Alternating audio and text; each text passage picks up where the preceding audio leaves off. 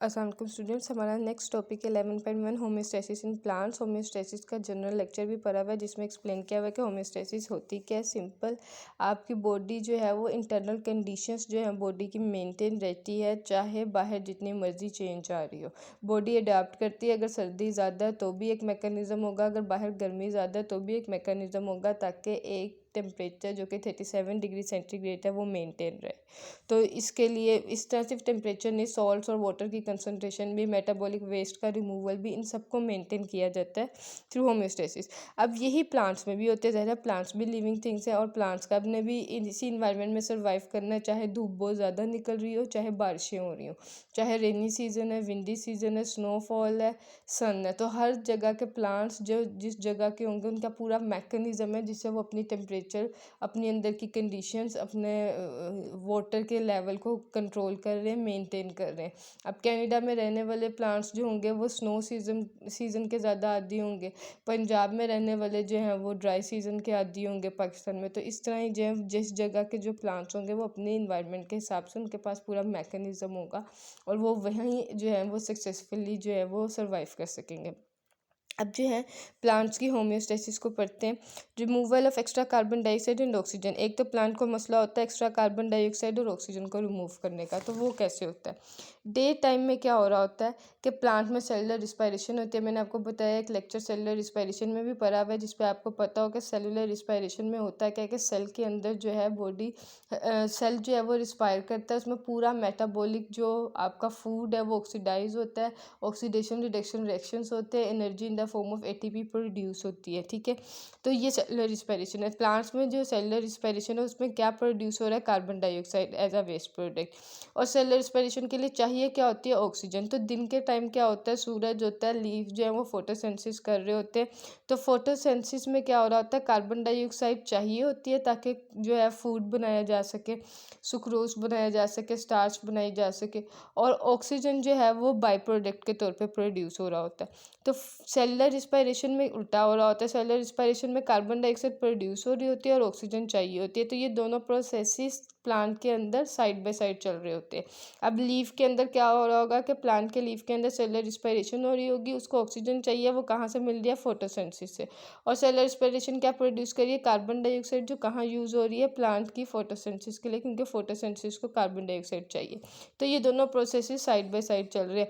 अगर बहुत ज़्यादा ऑक्सीजन जो है वो फोटोसिंथेसिस से प्रोड्यूस हो रही है, एक्स्ट्रा ऑक्सीजन, इतनी सेलुलर रिस्पायरेशन नहीं हो रही, फोटोसिंथेसिस ज़्यादा हो रही है, तो वो थ्रू डिफ्यूजन आउट मूव कर जाएगी। लीव्स में कहाँ से डिफ्यूजन हो जाएगी, लीफ के सेल्स के थ्रू डिफ्यूजन हो जाएगी।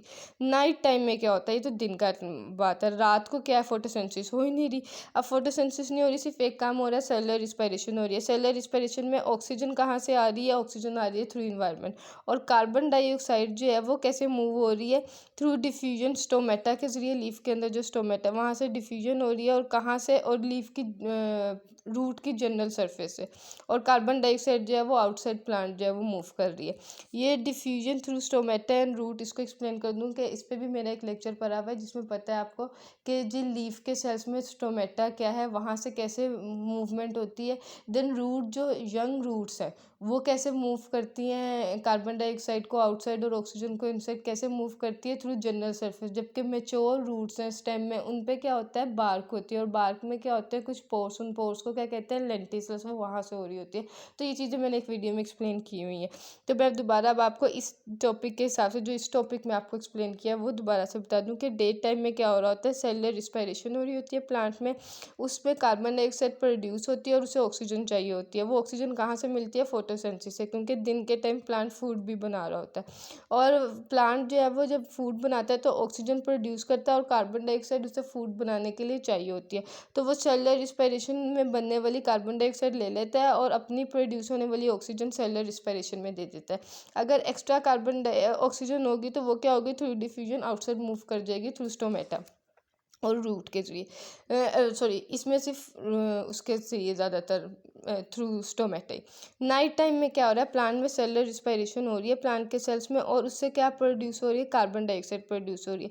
वो कार्बन डाइऑक्साइड जो है थ्रू डिफ्यूजन आउटसाइड मूव कर रही है स्टोमेटा के, और रूट की जनरल सरफेस से भी आउटसाइड मूव कर रही है। क्यों? नाइट टाइम में कोई फोटोसिंथेसिस नहीं हो रही, ठीक है, तो कोई दूसरा प्रोसीजर नहीं है जिसमें ये कार्बन डाइऑक्साइड यूटिलाइज कर जाए। और यही वजह है, अगेन यही वजह है, वो पूरी प्लांट से कार्बन डाइऑक्साइड प्रोड्यूस हो रही होती है, और रात को प्लांट्स के नीचे सोने से मना करते हैं, क्योंकि वो कार्बन डाइऑक्साइड उसके नीचे जो बंदा सो रहा होगा वो ज़्यादा ले लेगा, क्योंकि कार्बन डाइऑक्साइड उसके गिर्द जो है प्लांट के नीचे बिल्कुल बहुत ज़्यादा होगी एयर में, साइडों पे तो कम होगी लेकिन उसके नीचे ज़्यादा होगी। तो जाहिर है तो वो फिर कार्बन डाइऑक्साइड वाली एयर, जो ज़्यादा कार्बन डाइऑक्साइड वाली एयर है वो बंदा इनहेल कर सकता है। होपफुली आपको ये समझ आ गया होगा।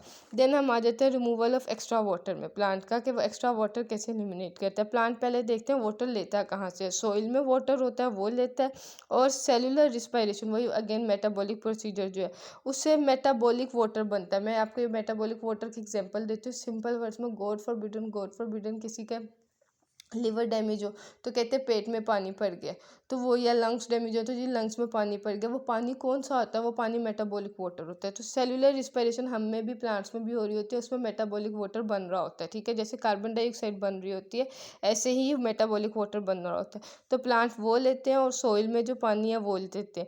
प्लांट पानी को करते क्या है, एक तो टर्जिडिटी के लिए यूज़ करते हैं, मतलब जिस तरह गार्ड सेल, प्लांट का हर सेल जो है वो थ्रू वाटर अपनी शेप मेंटेन करता है, उसे टर्जिडिटी कहते हैं।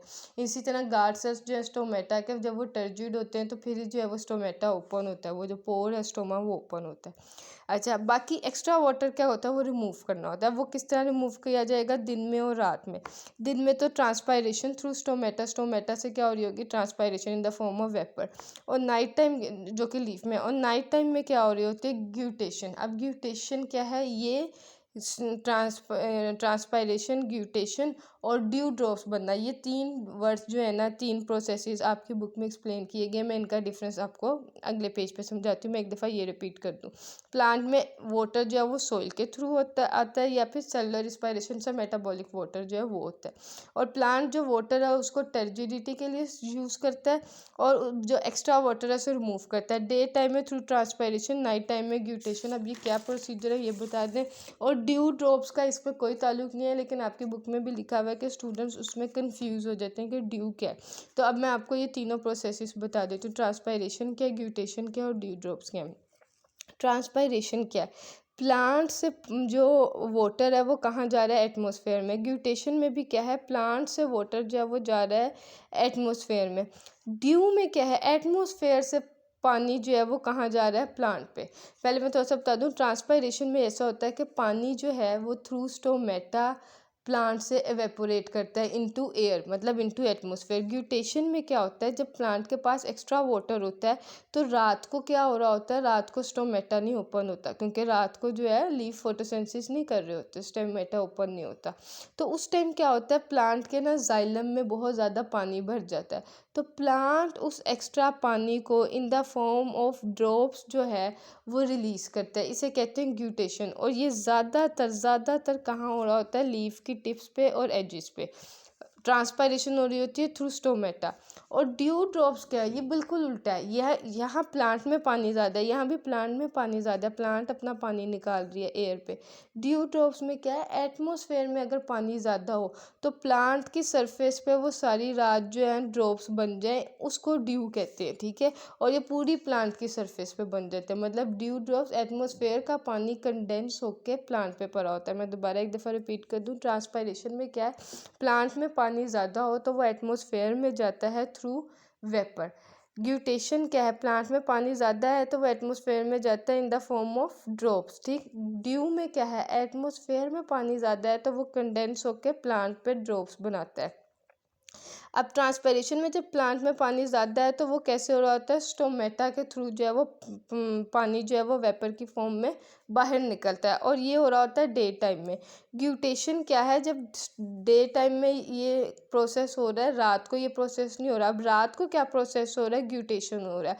क्या है कि पानी ज़्यादा है, जाइलम में स्टोर हुआ है, स्टोर होने की वजह से अब ये तो खुला नहीं हुआ स्टोमेटा, तो क्या होगा, वो पानी लीफ की टिप्स और एजिस पे in the form of drops जो है वो आउटसाइड इवेपोरेट चला जाएगा, ड्रॉप्स बन जाएंगे प्लांट की सरफेस पे, लीफ टिप्स पे और एजिस पे, और ये रात को हो रहा होता है। ड्यू क्या है, रात को जो एटमॉस्फेयर का पानी है वो on to plant surface, plant के ऊपर जो है वो ड्रॉप्स की फॉर्म में जो है वो एक्यूमुलेट हो जाता है, कंडेंस हो जाता है। ट्रांसपिरेशन सारे प्लांट्स करते हैं, ये ग्यूटेशन ज़्यादातर ग्रासेस करती हैं, ड्यू भी सारे प्लांट्स, ये तो इन्वायरमेंट पे डिपेंडेंट होता है। ट्रांसपायरेशन में क्या है, एक्स्ट्रा वाटर पूरी प्लांट की सरफेस से रिमूव होता है। ग्यूटेशन में क्या है, एक्स्ट्रा वाटर जाइलम वेसल से रिमूव हो रहा होता है। और ड्यू में क्या हो रहा होता है, ड्यू में क्या है, एटमॉस्फेरिक वाटर, प्लांट का पानी नहीं, एटमॉस्फेरिक वाटर प्लांट के ऊपर कंडेंस हो जाता है। तो होपफुली ट्रांसपायरेशन, ग्यूटेशन और ड्यू आपको फ़र्क आ गई होगी। सो अब आपको ये बात समझ आएगी कि डे टाइम में ट्रांसपायरेशन हो रही होती है और नाइट टाइम में क्या हो रही होती है, ग्यूटेशन हो रही होती है।